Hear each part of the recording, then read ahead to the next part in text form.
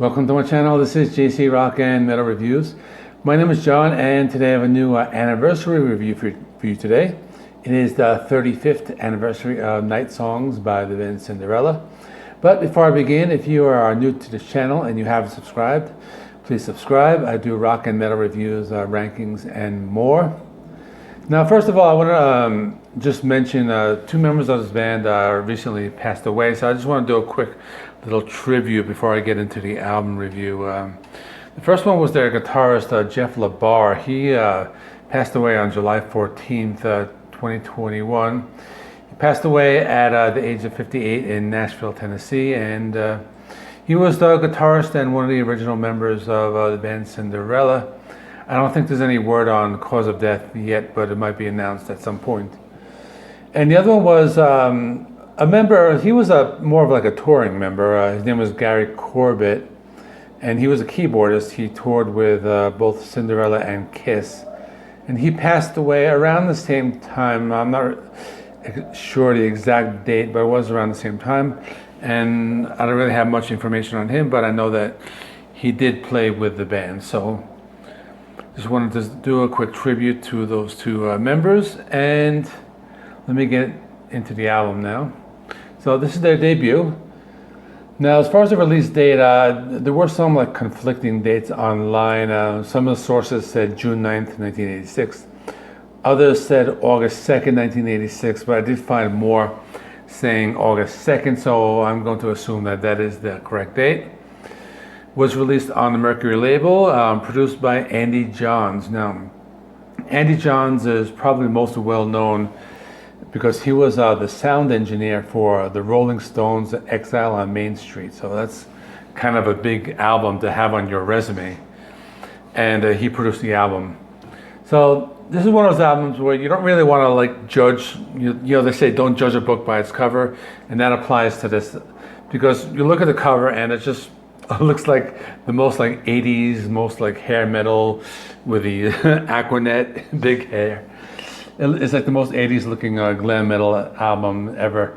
But it is a really good album. It's hard rock, it's, you know, a little bit of like heavy metal, but it's mostly like a hard rock, AC/DC type of album.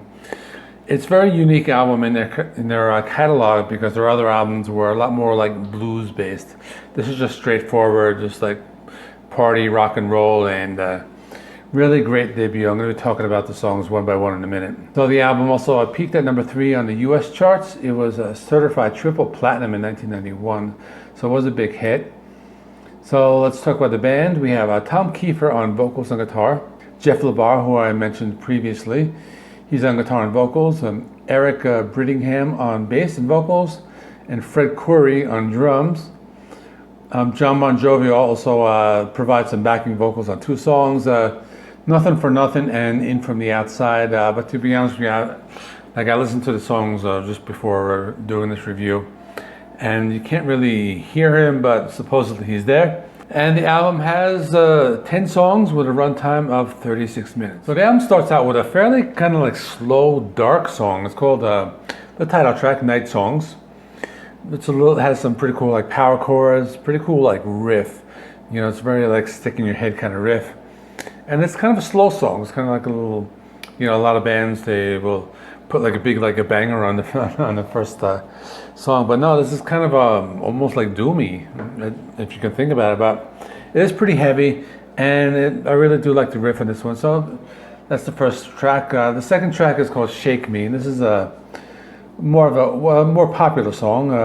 It's a little more upbeat and kind of has that more that like hair metal sound. There are some keyboards mixed low. The guitars are kind of reminiscent of like an AC/DC song. Some hard rocking guitars, a pretty cool drum beat. There's also some clean guitars. This sounds pretty good. This was their lead single. Now, this one didn't really chart.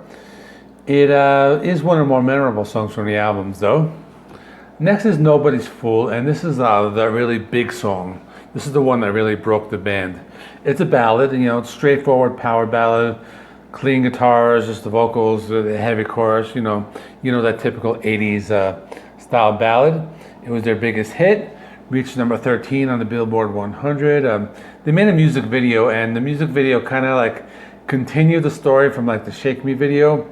had like a Cinderella like theme to it. There's like a girl, the two wicked stepsisters, and like she's coming home like from a concert or something, but she has to get home before midnight. You know the whole story.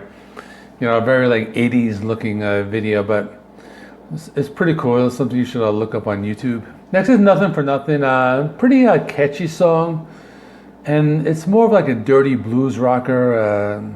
This has some pretty cool, great riffs. Really like the guitar solo. It does have like another one of those like AC/DC vibes. Really great solo. I like this one a lot. Next is Once Around for the Ride. This is more of a heavy rocker. Really great like lead guitar playing in this one. Tom Keifer's vocal performance is really great. He has some pretty cool like screams, throughout the song. I do hear like a slight like Van Halen influence in the guitar solo on this one, but this one is just filled with like lead guitar fills and riffs. This is a really great like a guitar song. Next is Hell on Wheels.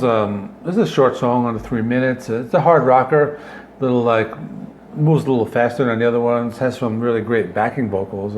Kind of has a pretty cool like bluesy riff. Really 80s style sound to it. Again, AC/DC vibe. I'm going to be throwing that band around a lot in my review. And after that is Somebody Save Me. This is the third single from the album. And again, one of the most memorable songs. Now the song did chart okay. Charted at number 66 on the Hot 100. And this is just a straightforward hard rocker. And I really like the guitar work on this one. This one has like lots of like rocking riffs. They did a music video for this one, and in the end you can see John Bon Jovi and Richie Sambora make a brief appearance. And this is just a pretty cool song, just another hard rocker. Next is In From the Outside, and this is a really cool, like deep cut, very cool, like underrated track. It has that like dirty, like blues rock sound. It reminds me a lot of bands like Guns N' Roses and Dangerous Toys, who actually weren't even out at this point. And you can really tell, there's a riff in here, it reminds me a lot of like a Dangerous Toys song. So you can really tell that that band was influenced by this song, and it's just a really great hard rocker. And like I said, one of the most like underrated tracks, called In From the Outside. Track number 9 is called Push Push, and this is a hard rocker. Again, I'm gonna throw this band around a lot, but pretty cool AC/DC type of sound. Great cool guitar leads, pretty cool like mid-pace rocker, some really great riffs, and just a short song under 3 minutes. The last song is called Back Home Again, and this one's a little heavier, I guess. It's kind of borderline of that like hair metal hard rock, and goes into a little of that like metal territory. There's a little bit more of like a gallop to it. It's pretty cool. I do hear like a slight like Aerosmith influence here as well. Especially during the chorus, you hear a little of that like back in the saddle vocal like during the chorus. I thought that was pretty cool, but nonetheless, really great way to end the album. So, in conclusion, I really like this one a lot. It's just a straightforward hard rock. When you think of Cinderella, you probably remember their other albums where they were like more blues based in. But this one is more straightforward, just that like dirty rock and roll. It looks like hair metal, but it's more of that like, I keep saying the band AC/DC, but that's the band, that's my best reference for this album. And it's just a really good album. All the songs are strong. I don't really has any weak tracks. It's pretty cool. I did a Cinderella ranking once, and I will link that at the end of the video, and maybe I'll link it in one of the comments if I remember. And anyway, that's it. Comment on this. Comment below. Tell me what do you think of the album. Next, I'm going to be doing some other videos. I'm going to try to be doing some like Iron Maiden related videos. So maybe I'll do a review of the Book of Souls. I want to do a Slipknot ranking. So that's coming this week. So stay tuned, and I'll see you in the next one.